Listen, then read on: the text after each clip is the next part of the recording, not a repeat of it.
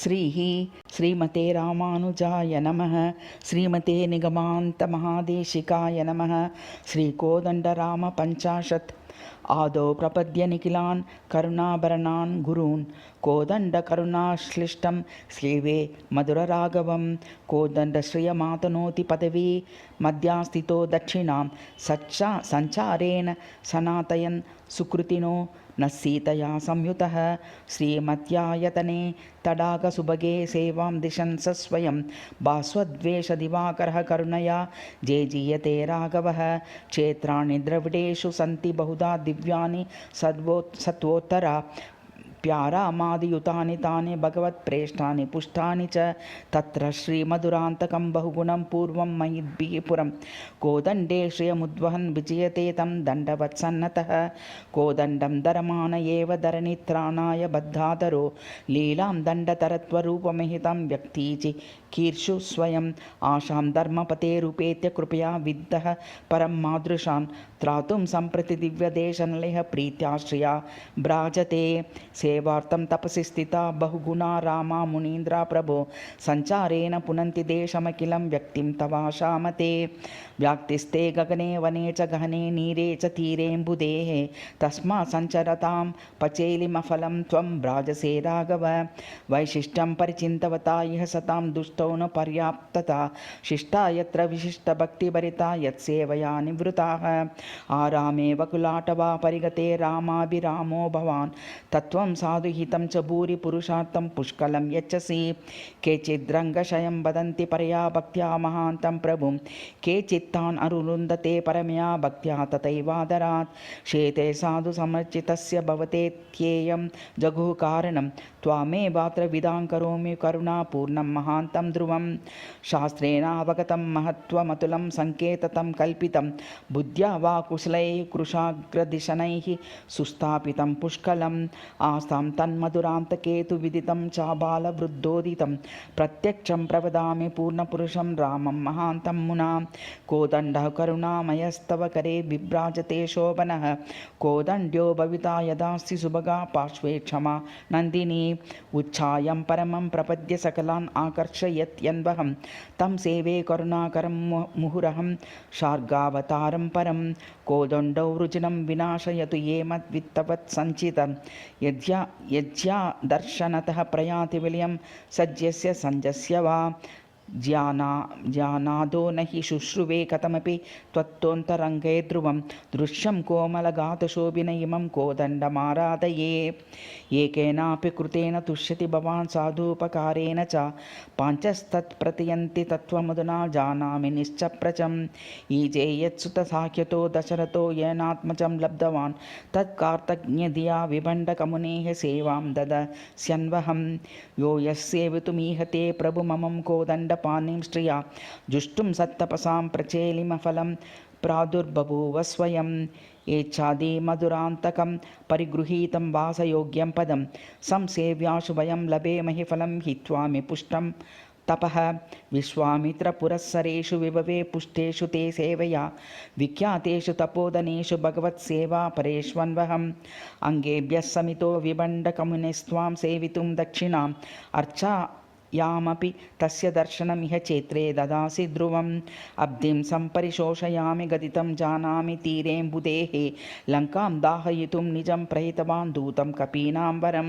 शिष्टं प्लावनमातनोषि कृपया हस्तेन दुष्ट्या च नः लोकानां मधुरान्तके स्थिरतरा शुद्धिश्च भूतिर्ध्रुवा सुग्रीवस्तव सन्निधौ प्रियतमो मैत्रीं परं प्राप्तवान् आत्मानं सह बन्धुसेवकगणैः धन्यं व्यदात् सेवना त्वद्वीर्यं परिशङ्कते स्म पुरतः प्रत्यातीत साम्प्रतं नूनं हूनमुखान् जलाशयमिष्टात् प्रत्याय यस्यद्भुतं लोकान् पासि चतुर्दशात विदितः सर्वेश्वरः साम्प्रतम् अस्मान् रक्षितुम् आगतः करुणया मातुर्वचो मानयन् किं वा न कृतं त्वया वनभुवि प्रीतेन मद्रक्षणे नाम इत्येत्य तदा गरक्षक इति ब्रूमः कथं ते कृपाम् सन्त्येवात्र बहूनि दक्षिणदिशो भोग्यानि धामानि ते भक्ताः सन्तु तपस्विनो बहुचिदां भूति प्रपद्याखिलां नैतच्ची मधुरान्तकेन समतामाप्नोति दिव्यं स्थलं वैशिष्ट्यं क्वनु लक्ष्मणस्य विदितं पूर्वापरे जन्मनि श्रीसत्यव्रतशेवदिर्वरदरराजत्करीन्द्राजले काञ्चीपूर्णमुनिं षडाहवचनान्य चासमादावपि तत्पूर्णाश्रयणं यतश्च घटितं रामानुजक्याञ्जसा सर्वेषामिह पूर्णता बहुमुखी सम्पद्यते राघव काञ्ची पूर्णनिदर्शितेन सुपथा यातो हि रामानुजः प्राप्य श्रीमधुरान्तकं गुरुवरात् पूर्णाञ्च पूर्णोऽभवत् संस्कारान् परमान् वसिष्ठमुखतोऽप्येत्रत् शिष्टोत्तमात् नूनं प्राप्तवता विभुर्विजयते रामानुजेनाद्भुतं क्षेत्रं श्रीमधुरान्तकं बहुगुणं ग्रीष्मोऽपि शीतोर्जितं यत्र श्रीहरितत्त्वा मा कलयतां हारीतवर्चोबलं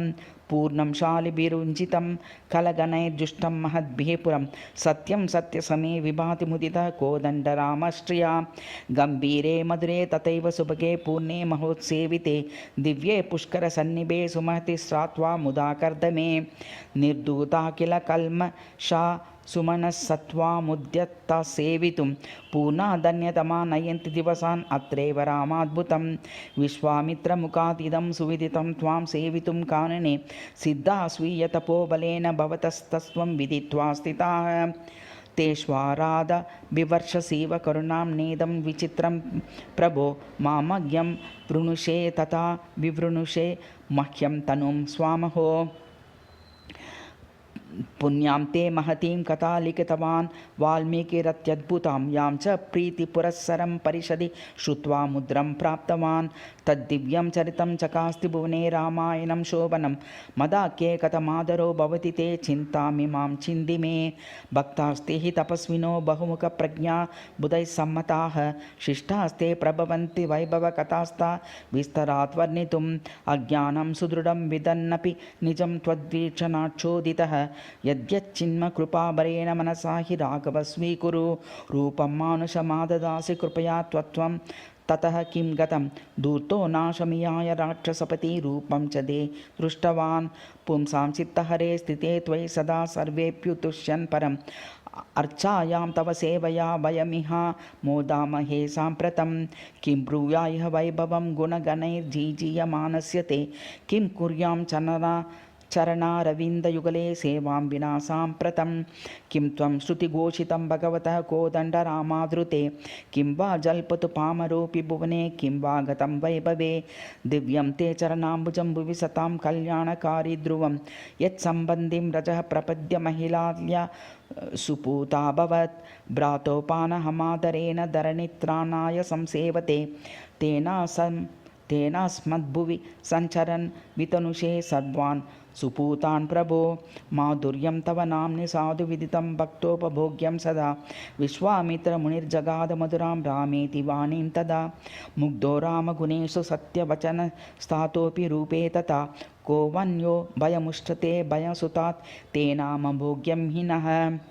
सन्मध्यस्थितिमिच्छसीति विदितं सर्वैरिदं घोषितं साधूनां वसतिर्विभासि गगने चन्द्रोपमस्सर्वदा कामं सन्तु तपोधना गुरुवरा शाखावतामुत्तमाः किं ते पूर्णसमागमो वदमुदा जातो यथात्र प्रभो दुःखे दुःख्यसि तोषमेषि जनता तोषे परं मामकं चेतो मुख्यते निवृत्तिं च भजते श्रुत्वा त्वदीयस्थितं दुष्टोऽहं तव तोषणाय विददाम्यादृशीं वैखरीं मा भूते मम चेष्टितेन हृदये दुःखं कदापि प्रभो विश्वामित्रमुनिस्तदा प्रकृतयस्ते चक्षते सद्गुणान् छात्रान् भागवतान् ततेश्वरगतान् स्वास्वानुभूतिक्रमात् षड्गुण्यं बहुभिन्नरूपि विशदप्रज्ञे परं साम्प्रतं भिन्नानेव गुणान् वदन्ति भवतो नु क्रोशमुख्यान् प्रभो रूपं तन्मधुरं तथैव चरितं वाणी सुदास्यन्दिनी दुष्टिः पुष्टिकरे विशिष्टजनता भीष्टस्य सन्देशिनी मुद्रा हस्तधृता तथा भयहरा चापो गभीरो महान् स्थानं श्रीमधुरान्तकं विजेते कोदण्डरामस्य ते आशा मे महती महत्त्वकथने कोदण्डरामप्रभो शक्तिर्नास्ति मितं पचोऽस्मि महतां सेवापि दूरङ्गता एकैकश्च पदं प्रभावभरितं विन्दन्ति मुह्यन्ति ये प्राज्ञस्तत्पदसेवनेन हि विना का वा गतिर्विद्यते। हे रामायणमद्भुतं पितृपते ते दक्षिणस्यां दिशि प्राप्तं साधु तपः फलं च बहुता येनावनी रक्षिता दुष्टानां निधनं सतां च भवतस्सेवादनं शाश्वतं सम्पन्नं मुनिराह रामचरितं रामायणं नामतः। निरोपान्तनिवासतोषनिलयः कर्माश्रितो वैदिकं सन्ध्यास्नानजपाति वैदसुविधा लाभप्रफुल्लाशयः शिक्षामप्यतुलाम् अवाप्य निभृतं लोकेनु गृह्णासिनो नूनं भूरिजडाशयान्ननुपदं निराशयव्याजतः रूपं मानुसमेत्य कर्म कृतवान् यद्यत् प्रकृष्टं चितौ सङ्ख्यातुं किमु पार्यते वधूवरैर्वा मादृशैः पामरैः देवा दिव्यवपुर्धरा मुनिवरा शुद्धाशया मानवाः राक्षस्यः कपयः तथैव विहगास्यन्त्येव ते साक्षिणः सङ्कल्पस्तव शोभनः प्रतिहतिं कुत्रापि नैवाश्रुते ज्ञातं त्वन्मुखतः त्वदीयचरितान् त्वत्सेवकान् मारुतेः सीतां च प्रतिबोधयन् विजयसे रक्षापरं सेवसे सङ्कल्पं न करोषि मामिह कुतस्रातुं स्वकीयं जनं जानाम्येव मदीयपापनिचयं सर्वर्धमानं सदा जानन्नप्यवशात् पुनः पुनरपि प्राज्यं तनो एवं तत् प्रज्ञां नाशयति प्रवर्तयति मां नैवोचिते कर्मणि प्रायो नष्टमतिः स्मरामि भगवन् मामञ्जसा स्वीकुरु साधूनां विरक्षणाय गतवान् अग्रे स्वयं वेगतः त्वां सीतानुगता तथा प्रियतरो रामानुजोऽप्यञ्जसा किं सत्यापयितुं समागतः स्मेराननो मावितुं सीतालक्ष्मणसंयुतो रघुपते विभ्राजसे मण्डपे सीतासेतुजयादिनाम घटयान् रामो विरामो भवन् नूनं भ्राजस इत्यवैमि तु परं पट्टाभिकल्याणभाग् ये चात्वं प्रतियन्ति दैवतमिति प्राञ्चो विपश्चित्तमाः त्वन्नामैव धरन्ति चारुदिशनः कोदण्डरामप्रभो लोके दण्डधरा भवन्ति बहवः को दण्डधारी भवेत् को वा साम्प्यमुपैतु दण्डधरणातस्तेन मस्तेन वा